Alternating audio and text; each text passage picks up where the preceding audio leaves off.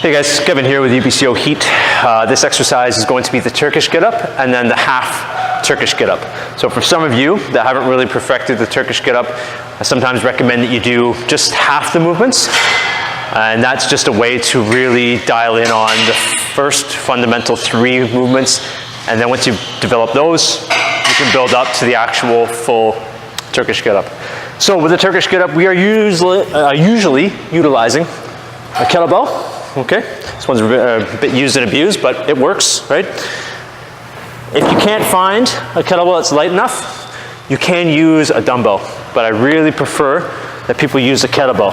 Helps with working on the shoulder stability aspect of the Turkish Get Up, okay? We have 2 smaller weight kettlebells. This is the smallest one we have in here, and it's 25 pounds.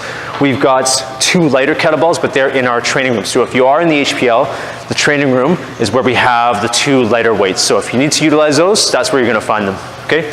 So we start on the ground, on our back. Kettlebell, it's here. Make sure you don't have a watch on, because that won't feel very good, and if you got one of those fancy $400 watches, you're gonna smash it. Also not good. So, starting with the weight in one hand, same side, knee is bent.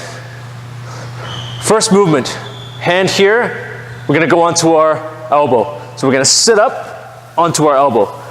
So from that side, I'm just gonna spin around.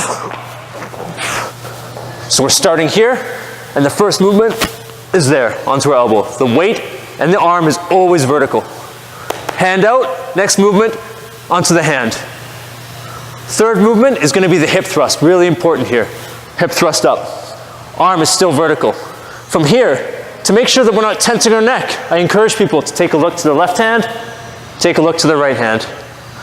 Okay, nice long line between both hands. From here, kick a leg back and through.